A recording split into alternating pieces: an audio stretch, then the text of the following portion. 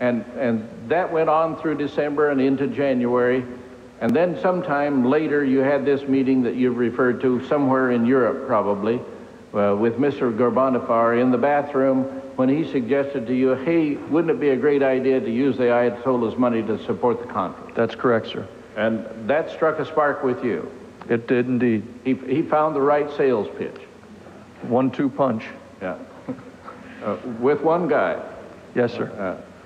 But nevertheless, that was the genesis of the connection between Iran and the conference. Yes, sir, it was. In spite of the fact that some people will point to an earlier time when you had called upon General Secord and Lake Resources to help expedite the shipment in December. And that was the sole purpose on calling upon him back in November. In November. Yes, sir. But it had nothing to do with a Iran-Contra connection at that time. It did not. One of the things that is that I can't help but turn over in my own mind, that the United States policy was and is a neutrality, if that's the right word, between our policy towards Iran and our policy towards Iraq. That was our publicly stated policy, but members of the Intelligence Committee already know that we were not entirely neutral in that activity. And that stated policy was not the same as Israel's stated policy. No, it was not. Part of our stated policy was also to bring about an end to the war. It is, and it was and is. And that's not Israel's stated policy. I'm not entirely sure, Senator, that I could clearly state what their public policy is, but clearly they were not as interested in ending the war as we were. Matter of fact, from an Israeli standpoint, the continuation of the war that keeps Iraq occupied is to their benefit. Is to their benefit. That's correct. And Iraq is a greater threat to them than Iran, simply because Iraq has been involved in armed conflict with Israel in the past. Precisely. And is close to their borders. Yes, sir. And has the largest active tank force in the Middle East. That's correct. And if there's one thing that the Israelis have to be concerned about, it's not air superiority, it is ground warfare. Yes, and ground warfare in the personage, in the use of armored vehicles. Is that correct? Yes, sir. I think the war between Iran and Iraq indicates that just masses of manpower, as Iran has used, are not necessarily going to dominate a war in which the other side has adequate armor. That's correct. And so Israel's concern with Iraq has to be based upon their willingness to use arms against Israel, their past history of doing so, their current capability of doing so if the war between Iran and Iraq were to end. Yes, sir. And it is also a fact, is it not, that the one weapon that the Israelis urged us to provide to Iran was the TOW. Well, they were also engaged with the Hawks. But the Hawks was as a result of the request by the Iranians. As best we can determine, yes, sir. And the TOWs were the suggestion that we received from Israel. Yes, sir, it was. And TOWs are an anti-tank weapon. And a darn good one. And that would also coincide extremely well with the concerns that Israel has with the Iraqi armor. Yes, sir. So that if we could provide Iran with enough TOW weapons to destroy Iraqi tanks, that's perfectly consistent with Israeli policy and Israeli concerns. Yes, sir.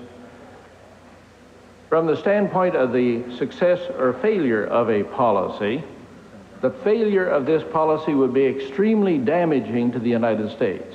You discussed that.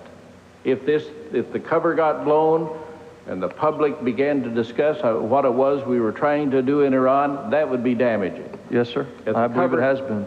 If the cover got blown and we were talking about the connection between this and Contra policy, it'd be extremely damaging. Yes, sir. As is proven to be the case. But you discussed that. And you recognized there was a tremendous downside, a tremendous risk in failure. Yes, sir. But despite that, the opportunities for success, or the opportunities to move U.S. interests forward on those several different fronts, outweighed the hazards of failure in your mind or in the mind of those who are making policy? Yes, sir. Now, to the Israelis, a failure of this policy would not be nearly so damaging, would it? Does not appear to have been. And, well, wouldn't that be apparent at that time? Yes. We'll try it. If it works, fine. If it fails, well, so what?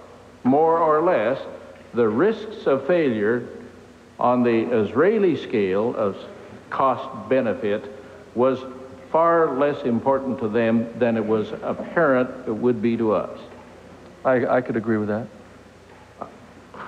I go through that not because I have any disrespect for the Israelis at all, but I do wonder why it was that U.S. policymakers walked in step with Israeli policy and didn't respond to what were apparent inducements being offered by them at a time when the risks to them were much less than the risks to us. Well, you're asking me a question that I think we all weighed, and we simply estimated that the long-term benefit to us was worth the risk. The necessities were great, and having weighed all of those, we decided to proceed. Well, I see my time is about expired, and I don't have time to detail all of the contacts that were made by various people from Israel to the United States. Mr. Schwimmer, whom has been identified a number of times. I understand a man with dual citizenship, a citizen of the United States as well as a citizen of Israel. I was unaware of that till this time, sir. He's also been in the past a registered foreign agent for the Israeli government, although he's sometimes portrayed as being nothing but an arms merchant, a private citizen in Israel. Mr. Ledeen is a U.S. citizen, but he shows in the early contacts and in the persuasions that were attempted to keep us involved in this process. Is that not correct? Again, I think as I testified, Mr. Ledeen was indeed interested in the long-term benefit to the United States by pursuing this. Mr. Chairman, I'll not abuse your time, but I want to just close with this much statement on another subject, because I don't want to overemphasize it, but I do want to state it. I agree with Senator Cohen that we should not overstate the magnitude of security leaks, that there are an awful lot of contact between the administration and the Congress in which security is maintained. Sensitive, important, with lives at risk, kinds of operations in which the Congress has fully shared information and continues to fully share information with no damage to the security of the people that are involved or of the policy itself. But having said that, I think it is equally important that we not overlook the impact of the apparent insecurity on the part of the Congress with respect to the administration deciding to withhold information from the Congress in a matter of this kind. And I'm not going to go through a listing of all of the security leaks that have occurred and the impact that they have had upon the security of the United States, but I would like to just at least call attention for those who want a broader look at it to an article which appeared in Reader's Digest entitled "Congress is Crippling the CIA" by Roland Evans and Robert Novak in the November issue of the Reader's Digest. I can't tell you whether that article is accurate or inaccurate. I will not either agree with all of the statements that are made or disagree, but there's been a lot of comment. There have been comments during the process of this hearing, any number of news reports that attribute information to members of the Congress and to members of this committee. And it's suggested that it's wrong for us to suggest that there is a danger in selective leaking of information. There is, whether it's done by the Congress or whether it's done downtown. And it's done at both ends of the street. I agree. By people who seek to gain an advantage in the public dialogue over questioned, not questionable, questioned public policies. And so people do indulge themselves in various kinds of comments, of leaks, of speculation. And I rather suspect, without knowing it, but I rather suspect that some of those unattributed sources are simply a cover by a journalist who desires to write a story and give it credibility by saying they have a source when indeed they don't have one at all. And that makes it look like the leaks are greater than they really are. And finally, as to whether it's wrong to withhold information from the American public, I wonder how many journalists are willing to tell us what their sources are. Mr. Chairman, finally, if you were held captive, if you were suddenly picked up as a hostage, and they were to indulge you in that good old American custom of one phone call, would you call the Congress or the FBI or Colonel North? Thank you, Mr. Chairman. Senator McClure making a number of points about American and Israeli involvement in the Iran affair, and making the point on a couple of occasions that he feels that much of this was at the Israeli initiative, which the Israelis have always said was not correct. Aborted the transfer of Hawk spare parts in November of 1985 in order to draw the United States into an Iranian web.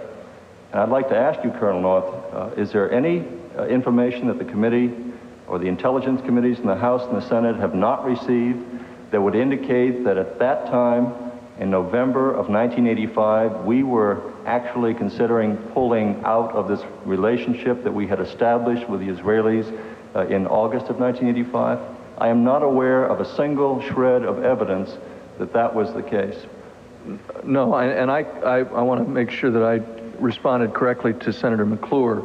There were always misgivings, as you have seen in the documents that I sent forward to my superiors about proceeding with the initiative.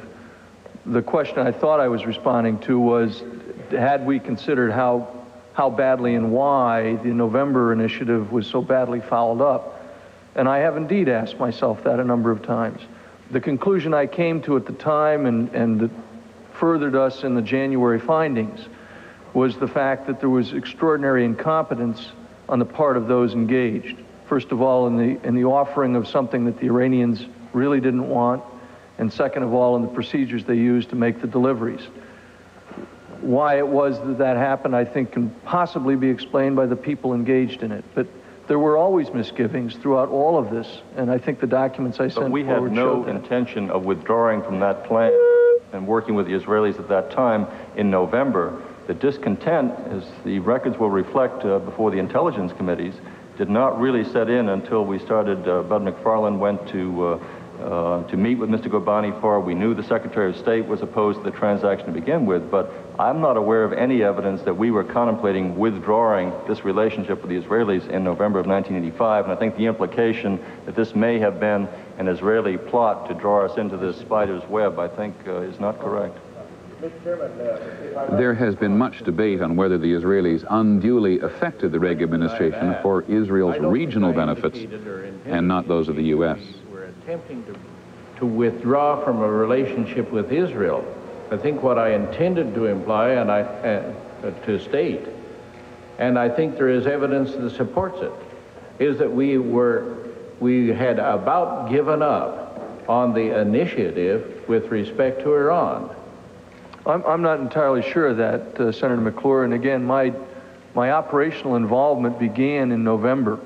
And I cannot speak with certainty about how Mr. McFarland or those that had approved the August, September, and then the November shipment actually felt about it at the time. And I don't mean to mischaracterize how they felt about it, because my sense is there were misgivings, there was concern about proceeding, but that they didn't necessarily feel like, well, this is the last chance coming up to November.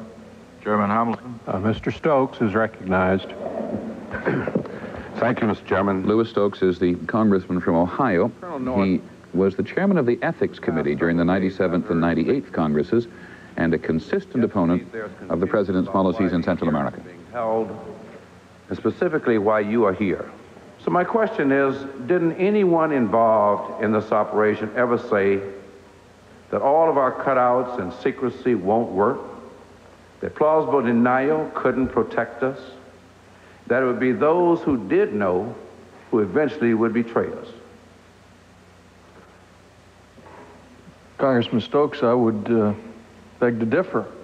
I think in the case of the assistance to the Nicaraguan Democratic Resistance, which began in 1984 and continued on until my tenure was completed at the NSC, we did conduct an activity of plausible deniability. Charges can be made and they don't have to be confirmed. And indeed it succeeded. The local governments that were providing assistance, the agents who operated inside Nicaragua, the Europeans who assisted us, are still indeed, in many cases, protected. To a certain extent, that is part of plausible deniability. The fact that there was a person who was prepared at the time to accept the responsibility and be discharged to provide the kind of international and domestic political protection for the president, had there not been criminal charges, could well have proceeded. And my answer to you is that I think that plausible deniability is still a factor, whether we're talking about plausible deniability for the president or the executive branch or the whole involvement of the government of the United States, is still an issue that needs to be considered in any of these activities. So I guess what I'm saying to you is, yes, there were always foreigners who were aware. There are foreigners who are aware in almost every one of our covert operations undertaken that are approved by your committee. I mean, when your committee approves a covert action finding signed by the president, the expectation is that the role of the government of the United States is not to be revealed. That's correct. And thus that is part of, not just another country, not I beg to differ, sir. We almost invariably rely upon the assistance of foreign governments, foreign personnel to carry out those activities. And you and I know that. We have briefed those activities to the committees. And what I'm saying to you is the expectation is that they will not indeed be revealed, and the role and activities of the United States will not be revealed. And that is indeed part of plausible deniability. But Colonel, the only thing I'm saying in terms of your plausible deniability here, the only persons to whom you were denying plausibility were Americans. All the foreigners knew who you were. But they didn't. Congressman Stokes, that is precisely my point. The Sandinistas, and this goes to the heart of one of the other questions earlier and to the slide showing Lourdes, Cuba. Director Casey was confident that the information about my role and the telephone calls being made back and forth to my telephone in the White House, or at the old executive office building, were intercepted at Lourdes, Cuba. And the two reporters specifically were provided with that information, and they used that information to start a whole plethora of articles about my activities, which indeed compromised the operation, but because it was never confirmed, the Sandinistas never succeeded in shutting down the supply line to the resistance. The same thing obtains in the case of the Iranian operation. Yes, there were foreigners involved, but all Iranians didn't know, or there would have been another revolution in Iran. All Europeans didn't know, the Israelis knew, and certain Israelis knew. And that is, after all, the essence of the operation. It wasn't done as a means of simply keeping it from the Congress.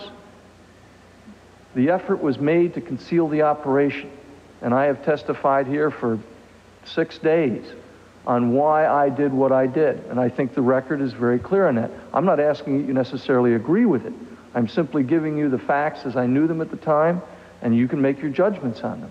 But plausible deniability was a factor in what I did and what I was approved to do.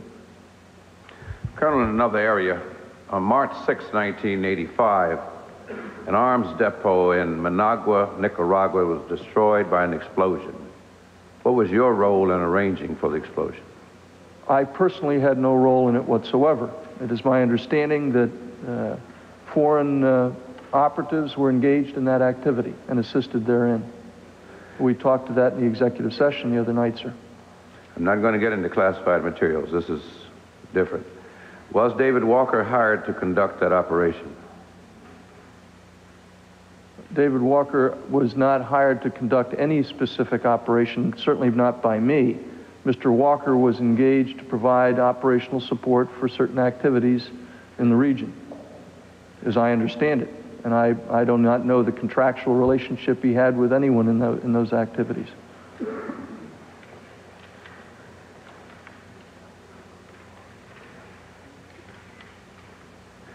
Who paid Mr. Walker for conducting that operation? It is my understanding, and I do not want to speak with absolute definity on it. You have seen the documents that I provided to the committee, or that were provided to the committee from my files. It's my understanding that he was paid by the Nicaraguan Resistance or by General Secord. Okay. Did you have to arrange any type of approval in conjunction with his work there? I am quite certain that I sought the approval of my superiors. I don't recall the specific event, but when Mr. Walker's advice and counsel was sought on those kinds of activities, I'm sure that I informed my superiors. And by your superiors, to whom do you refer? I'm talking specifically of I do not recall when Mr. Walker was first engaged to provide assistance. If it was 1984, it would have been Mr. McFarland, and if it was 1985, it would have been Admiral Poindexter. I would simply have advised him that he was being brought in as the person to provide that kind of assistance. Did you seek approval? And when I say he, I'm not so much referring to he personally as his organization, people that he would hire, etc. Did you seek approval beyond either Mr. McFarland or Mr. Poindexter? No, as I have testified throughout, those were the people to whom I reported. I'm sure that I gave indication to Director Casey that this had been done. Other than that, no different than I have testified, sir. Was there any discussion with your superiors about the possibility that this action might violate the Boland Amendment? No, I don't recall any such discussion. And furthermore, I don't recall any specific planning on my part for that specific activity prior to its, the event. Colonel, your full service covert operation sounds to me a great deal like what is known as the CIA's Reserve for Contingencies Fund. You're aware of that fund, aren't you? I am, sir. And you know that that's a fund that we appropriate. It's authorized on the Intelligence Committee of the House and the Senate. And it's a fund where the President can spend from that fund and not have to account to the Congress for his expenditures. Is that correct? I am not quite certain of the last part of it. I believe that those funds all have to be identified. My understanding, Mr. Chairman, was that when the agency expended those funds, they had to then, and they have to today, report to your committee and to Senator Boren's committee how those funds are being expended. That was my understanding anyway. Yes, but they don't have to come to us to seek approval of it. That's what I'm saying. Once we appropriate that funding for them. But it was also my understanding that in the case of the Boland proscriptions, going all the way back to 1984, when we sought the release of reserve funds to continue support during the summer of '84, that release was forbidden. All right, let me tell you what I think the difference is between the CIA's Reserve for Contingencies and your operation. That contingency fund requires the approval of the President. It requires review by the NSC and notification to Congress. Your covert operation was different. Your operation had no presidential approval. It had no finding. All the covert operations that I know of had findings. Your covert operation had no financial accountability. That is not true of any covert action that I'm aware of run by the CIA. Your covert operation generated and spent funds for projects that were not the subject of appropriation requests. And finally, your covert operation was not subject to oversight by the Congress, by the statutory members of the National Security Council, and according to your account, by the President. So it wasn't a basic difference between your covert operation and the Reserve for Contingencies.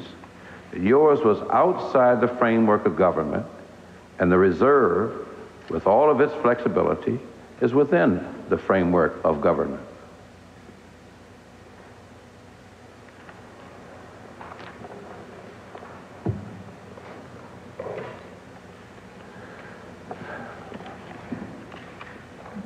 I guess my problem in answering that, Mr. Chairman, is that having testified for 5.5 days as to what I did and how it was done and the way it was all conducted, I'm sure that you're going to draw conclusions like the one you've just drawn, but I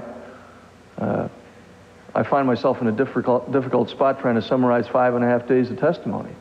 There is no doubt about what you say if those are the regulations pertaining to the reserve for contingencies.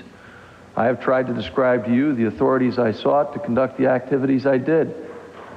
If that's outside the U.S. government, in your view, I'm sure that's the conclusion that we'll obtain. In the case of the activities that we conducted, I sought and thought I had the approval to do what we did, using non-U.S. government entities to carry them out.